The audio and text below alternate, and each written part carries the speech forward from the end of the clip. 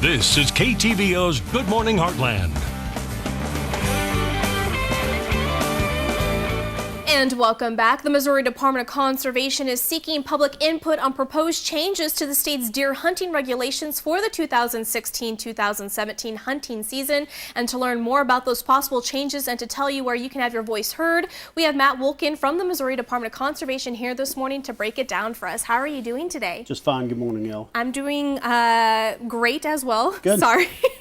It's Monday. So first of all, let's go ahead and talk about, obviously, we've heard about these changes, and a lot of people are concerned about them, not understanding why we're doing this. So before we talk about that, go ahead and talk about the proposed changes for the firearms season. Sure. Well, as you know, firearms deer hunting in Missouri is a big deal. We have over 500,000 deer hunters. They harvest about 280,000 deer, brings millions of dollars of revenue into the state. So any changes, when you start talking about changes to deer season, it affects a lot of people. So that's why we're having these public meetings for these proposed regulations. Some changes to firearm season that they're talking about. There was some discussion at one time about the firearm season's usually in the middle of November, which is at the peak of the rut. There was some discussion about moving it later into the year, similar to the seasons they have in Iowa and Illinois.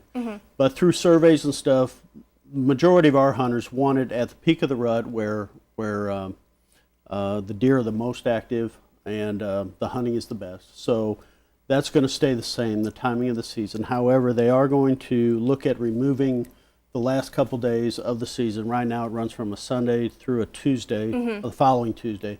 They're going to take away that last Monday and Tuesday. Yeah, so from 11 days to only 9 days. Yes, that's correct. Okay.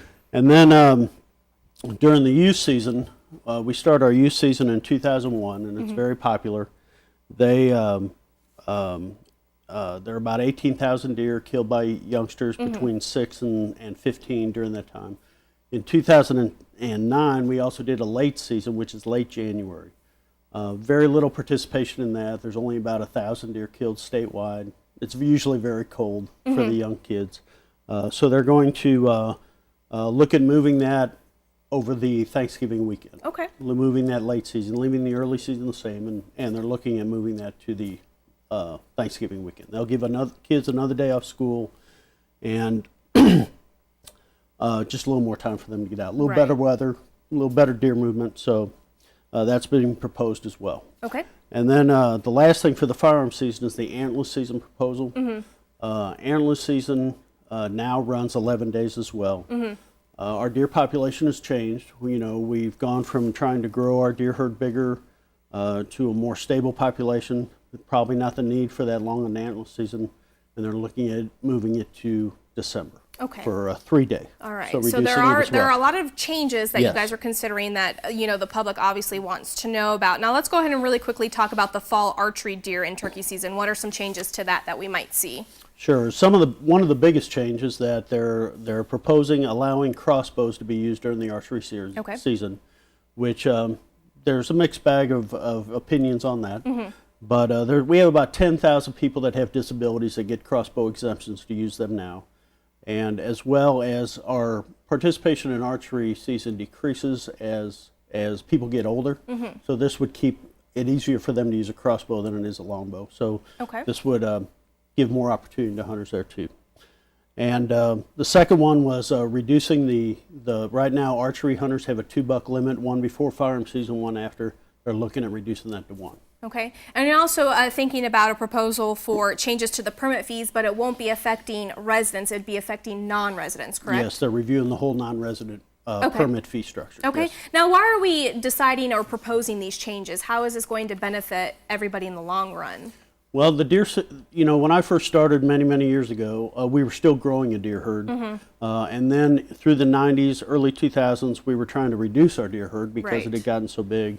Now we have a stable deer herd, or even a population that is somewhat below our population goals. So regulations change to reflect that. Our mission is to manage the wildlife of the state. We do that by regulation. That's how you control deer numbers, is through hunter harvest. Okay. And so whenever we look at this, because it affects so many people, we have meetings and we want public input to get their opinion on it. Okay, and speaking of public input, you actually have a public meeting taking place later this week, so talk about that really quickly. We're having public meetings throughout the state, but the one in Kirksville is this week, March 12th. It's from 5 to 8 p.m. It's an open house format, which means you can come at any time. Okay. There'll be booths set up around there where you can talk to the experts, and we'll take your comments and opinions and catalog them, and that goes into our decision-making process. All right, perfect. Well, thank you so much, Matt. What we'll do is we'll post everything on our website at heartlandconnection.com. We'll also link up the information to Missouri Department of Conservation if you have any questions or concerns, as well as the date and time for the upcoming meeting this week. Again, thank you so much for coming on. Yes, ma'am. And we'll be right Thank back. you.